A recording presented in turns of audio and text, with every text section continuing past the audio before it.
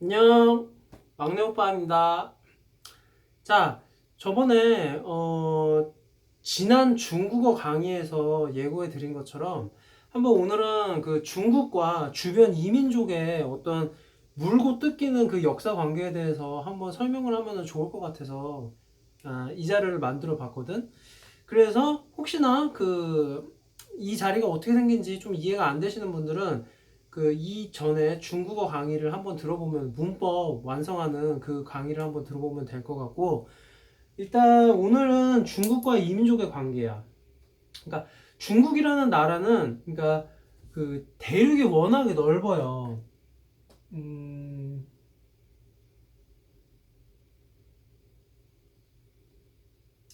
요게 우리나라고, 요게 이제 산둥반도고, 이게 중국 대륙이고, 여기가 이제 대만이고, 여기가 이제 월남, 베트남이고, 이런 식으로 진행을 해보면, 보통은 이제 저번에 내가 말했던 데가 은나라 때였잖아. 은나라가 원래 여기서 시작해서 이렇게 조금씩 이동하면서 여기서 발언을 했다고. 그러다가 이제 주나라가 되면서 좀 여기, 한나라가 되면서 또 커지고, 계속 이런 식으로 확장을 하는데, 이때까지는 사실 땅이 워낙에 크니까 그렇게 막뭐 주변에 원시적인 문명, 문화 이런 것들은 있었지만 크게 구애를 받지 않고 계속 확장을 했다고. 그래서 얘네들이 한 나라 정도가 되면은 저기를 만들어 이제 자기네들의 정체성을 만드는데, 그래서 우리가 중국 사람들을 한족이라고 부르는 이유가 한 나라 때에 이르러서야 자기네들의 정체성이 생겼기 때문에 그렇게 말을 하는 거거든. 그래서 대충 그 정도 되면은 이미 이제 바깥에서도 계속 역사나 이런 어떤 별도의 문명들이 발달이 됐을 거 아니야. 그러니까 이 정도가 되니까 충돌이 일어나게 되는 거야. 한 나라 정도가 되니까. 이제 한 나라가 이렇게 땅을 이렇게 딱 했었을 때 이제 주변 이민족들이랑 이제 관계가 점점 그 충돌이 일어나면서 정립이 되기 시작하거든. 그러면서 서로 언젠가는 뺏기기도 하고 언젠가는 집어넣기기도 하고 이런 식으로 되는 거야. 그래서 크게 보면은 중국 역사에서 봤었을 때 여기 베트남 쪽이랑 지금의 티베트라고 하는 서장, 중국말로는 서장이라고 하거든. 시장이라고 해가지고 여기랑 그 다음에 지금의 몽골 이쪽 부류, 그리고 여기는 지금 사라졌지만 뭐 있었던 그 지금 여진족 만주족이라고 하거든. 근데 나중에 좀 자세하게 얘기할게. 이렇게 보면은 대충 크게 하나 둘 셋 여기까지 그냥 합치면 이건 그냥 어떻게 보면 북방민족으로 볼 수 있거든. 그래서 이렇게 한 세 개 정도와 계속 충돌이 일어나면서 그 이민족과의 교류나 정복이나 전쟁 이런 게 계속 시작이 돼. 그래서 그 동아시아사나 세계사 혹시 뭐 수능 과목으로 배우는 사람이 있으면은 그런 문제 되게 많이 나오지 않냐? 나는 저기 세계사 같은 거 하면은 그런 문제 꼭 나오던데. 뭐 가령 예를 들면 중국의 이 역사 시대 때 한국은 어느 나라의 그 문화적 특징을 가지고 있는가? 뭐 중국이 이런 사건이 발생했던 시대였다. 그러면은 뭐 일본은 어떤 시대였는가? 어떤 시대적 특징이 있었는가? 이런 거 있잖아. 그거를 내가 한번 설명을 해볼게. 오늘 재밌을 것 같아. 내가 맨 처음에 지난 강의 때는 은나라가 맨 처음에 어쨌든 역사적 사실로는 은나라가 있었다고 그랬잖아. 그러면은 은나라 다음에 주나라가 생겨. 그리고 주나라 다음에 진나라가 생겨. 그리고 진나라가 진시 황제, 그 진나라야. 진나라 다음에 한나라가 생겨.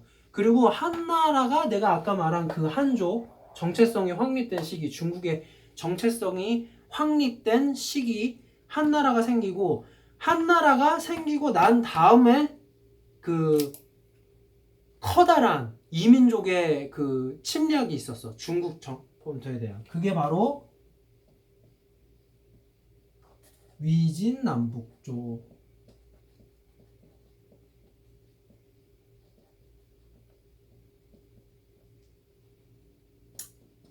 남북조도 쓰자.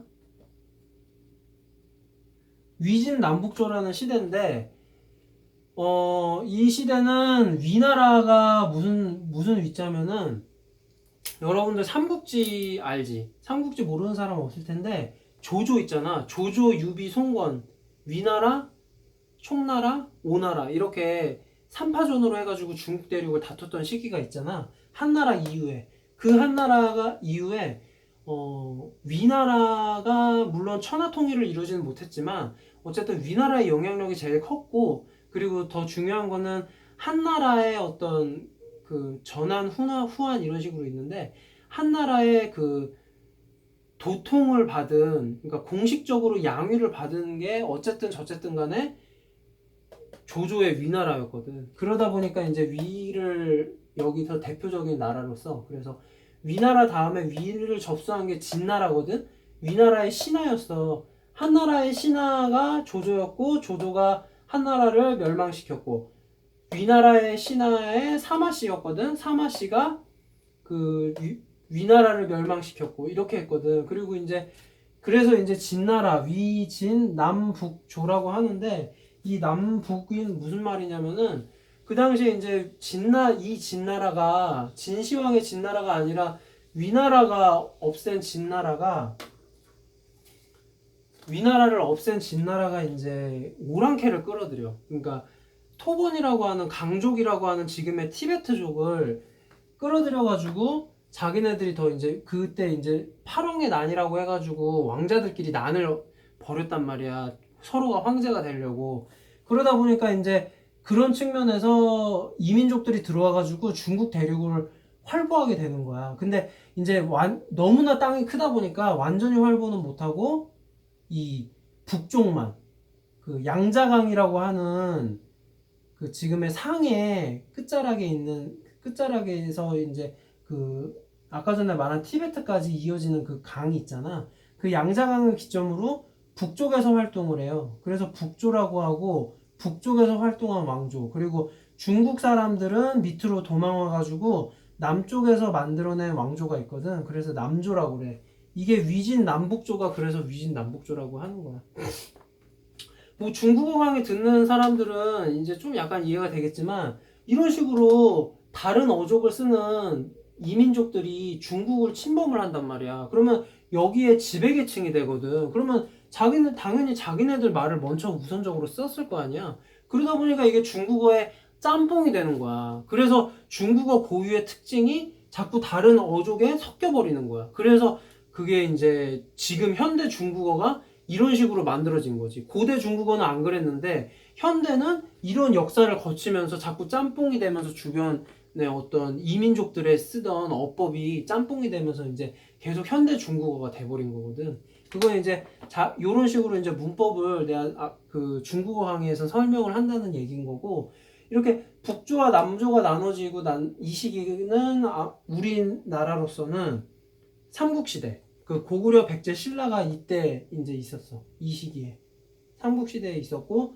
일본은 이때까지는 아직까지 제대로 된 그런 나라나 이런 건 없었고, 그냥 옛날 고대 일본인데 점점 여기서 이제 그 수나라와 당나라로 넘어가게 되거든. 그 시점에 이제 그 헤이카 개신이라고 해가지고 그 일본의 고대 왕조 체제가 유지가 돼.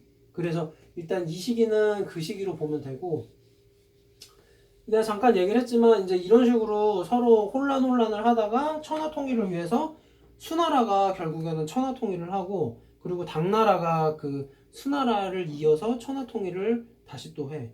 그리고 나서 송나라로 넘어가는데, 그 시점에 당나라와 송나라 사이가 약간의 혼란이 또 생겨요.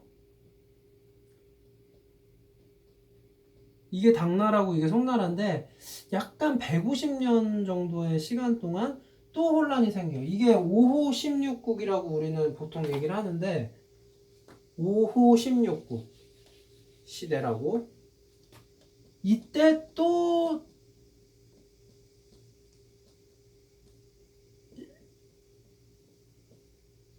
오랑캐가 또 중국 대륙에 들어와서 나라를 세웠다라는 의미야. 5가지의 오랑캐가 16개의 나라를 세우다, 이 의미거든.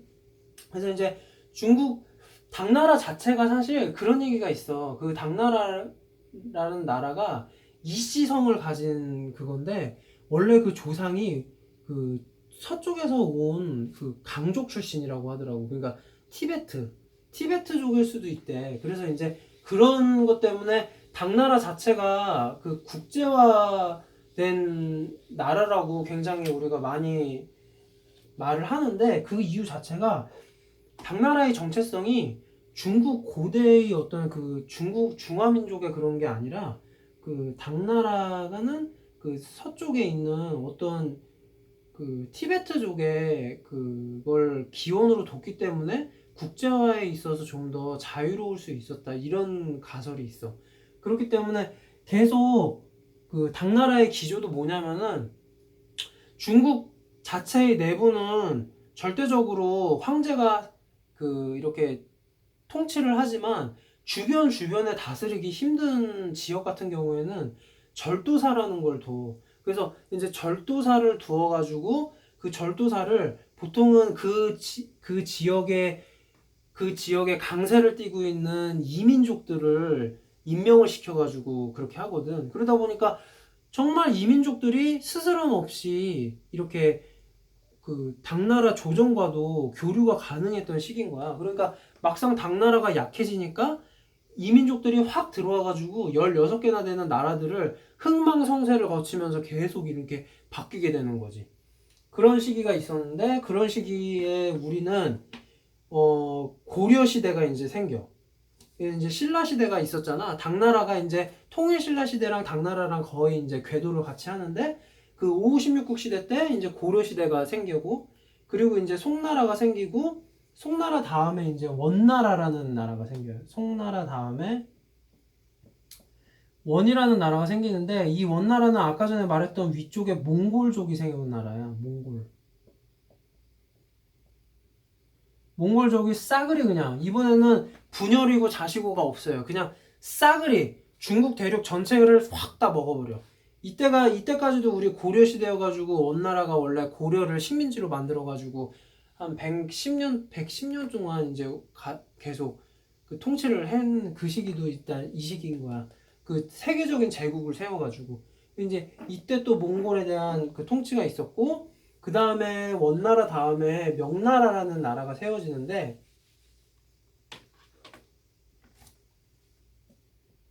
이 명나라는 그 중국 사람이 세운, 그 한족이 세운 나라고, 한족이 세운 그 다음 왕조가 이제 마지막 황제 체제로서는 마지막 왕조인 청나라인데, 이 청나라 같은 경우에도 몽골족과 유사민족인 우리랑 친숙한 우리 한반도의 북쪽에 살던 여진족이라고 있거든. 그 여진족이 몽골족의 어떤 기마 용병을 배워가지고 발달을 시켰어요. 그래가지고 만주족이라는 자기네들이 좀 명칭을 새롭게 바꾼 다음에 또 중국 대륙을 먹어버렸어. 그게 바로 청나라야. 그래서 이제 명나라 시기에 우리는 조선이라는 나라가 세워지잖아. 보통. 이게 궤를 같이 한다고. 그리고 일본 같은 경우에는 이제 계속 뭐 이런 식으로 아까 전에 말한 내가 그 고대 체제인가 뭐 그런 식으로 얘기를 하다가, 이 시기 즈음에 무로마치 시대라는 그게 생겨요. 무로마치. 그리고 이 무로마치 말기에 전국 시대가 생겨. 전국. 이거 한자로 쓰자.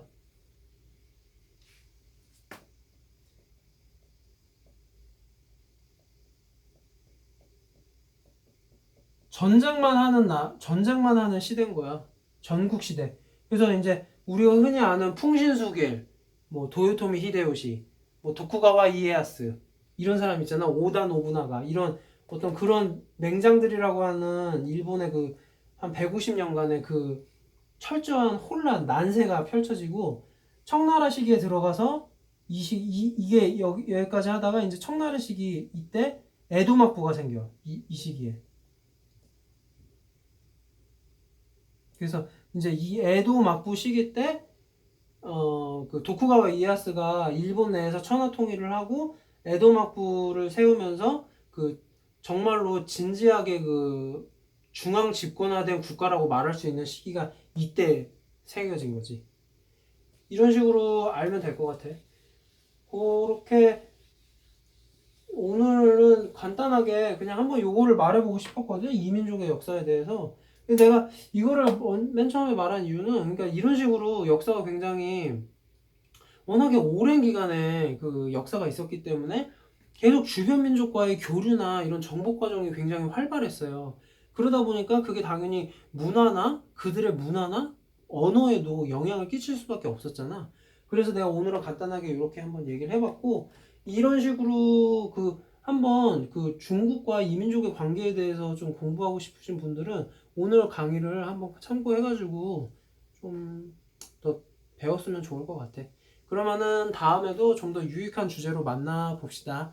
구독과 좋아요 눌러주시고 다음에도 또 만나요.